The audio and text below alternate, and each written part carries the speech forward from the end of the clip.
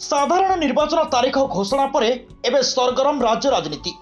बलांगीर लोकसभा अधीन सुवर्णपुर जिलार राजनीति बेस सरगरम। सोनपुर और बीरमहाराजपुर दुईटी विधानसभा आसन में निर्वाचन। राज्य में निर्वाचन तारीख घोषणा होगा पर मे 20 तारीख में हम बलांगीर लोकसभा निर्वाचन तथा सोनपुर और बीरमहाराजपुर विधानसभा निर्वाचन। तेबे भी निर्वाचन चर्चा चा खटी परिवा बजार जाए बेस जोर धरुछि। किए हेबे कौ दलर प्रार्थी, काहाकु लोके प्रिय जनप्रतिनिधि भावे पसंद करिवे, केउ दल एथर युवरातांकु टिकट देबो, किए केउ प्रसंग नै राजनीति मैदान रे ओल्हाइबे, किए केउ प्रसंग नै भोटर पाखकु जिवे, एहाकु नै बेस चर्चा। तेबे सुना जाए एथर बदलिबो सोनपुर राजनीतिर चित्र। मैदान रे प्रस्तुत हेउछंती युवराता। सुवर्णपुर दुईटी निर्वाचन मंडली में अनेक जगह युवराता निर्वाचन पर प्रस्तुत होउथिबार चित्र सामना को आसिलानी। रोजगार और कृषि भली मुद्दा को नहीं निर्वाचन मैदान को ओल्हेवा प्रस्तुत होउछंती महिला नेत्री सोनाली बिसी। 2009 सोनपुर निर्वाचन मंडली लगातार विधायक रही लोकों सेवार अनेक जनहितकर कार्य करी लोकों मनोबल जीतिथिबा स्वास्थ्य मंत्री निरंजन पुजारी बीजेडी पक्षर एथर टिकेट पर पुणी मैदान ओल्हेवा सुनिश्चित बोली जणाଯାଏ।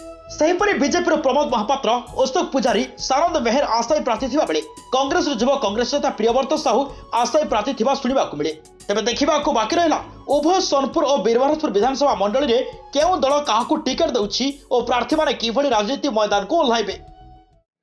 ओडिशार माननीय मुख्यमंत्री नवीन पट्टनायक जनसाधारण पई अनेक योजना करिछन एवं प्रत्येक योजना ग्रासरूट रे पहुंची एवं लोक माने तार सुविधा पाउछ। तेणुक विजु जनता दल सक्रिय अच्छे। प्रत्येक तल स्तर को जाइकरी लोक मान सहित मिसिकरी लोक मान दुख सुख सामिल होउचे एवं ये योजना गुड़िक रूपांतरीकरण होइचे जार फल विजु जनता दल मजबूत अच्छे एवं आगामी विधानसभा निर्वाचन में सोनपुर निर्वाचन मंडली विजु जनता दल प्रार्थी विपुल भोट रे विजय लाभ करबो। एटा हमर विजु जनता दल आशा एवं भरोसा रही। माननीय मुख्यमंत्री नवीन पट्टनायक जन निर्मल शासन एवं लोक मान पाखर जेन पहुंची लोक माने समस्त चिंता कलेन आगामी षष्ठ थर पर सुनिश्चित माननीय मुख्यमंत्री नवीन पट्टनायक हेबे एवं ओडिशा विधानसभा निर्वाचन रे सोनपुर निर्वाचन मंडली रे मध्य माननीय श्रीयुक्त निरंजन पुजारी षष्ठ थर निश्चय सुनिश्चित निर्वाचित हेबे। 2024 साधारण निर्वाचन में कांग्रेस दल बीएमपुर और सोनपुर सीट निश्चय दखल कर कारण लोक जानी पालन भितरिया बुझाणा चली लोक अस्तित्व हो सरकार आगामी 2024 इलेक्शन में कांग्रेस लोकसभा और सोनपुर बीएमपुर विधानसभा निश्चित भाव बहुत संख्यार भोट जयलाभ करवा।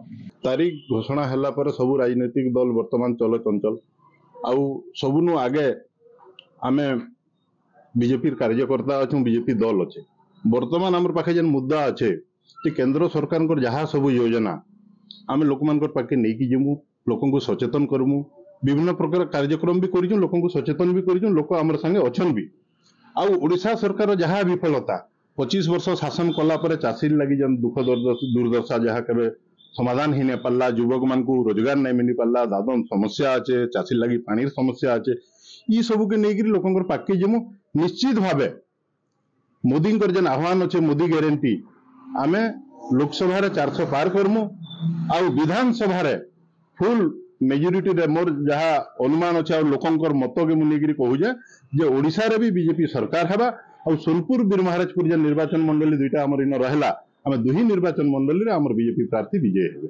बीजेपी दल रो आपन नीति नियम जानी थिबे जे बीजेपी दल रे आशाई रो किछि गुरुत्व नहीं रहे इना गोटे जिनस गुरुत्व रही कार्यकर्ता बेस पार्टी जहाँ के जेन दायित्व देवा मुई गोटे कार्यकर्ता पार्टी जेते बेले मते जहाँ दायित्व दीजे मुई करिजे आगामी दिन भी पार्टी मते जहाँ दायित्व देवा मुझे ऊपर काम करमी इना मुई आशाई बोलिकी केबे आगे काहे नहीं कही मोर नेतृत्व की भी नहीं कही पार्टी मते जहाँ दायित्व देवा मुई आगामी दिन काम करमी जहाँ के भी टिकट देबे मुई फुल समर्थन करमी तांको लई काम करमी। सुवर्णपुर सूरज प्रकाश प्रधान को रिपोर्ट रियो न्यूज।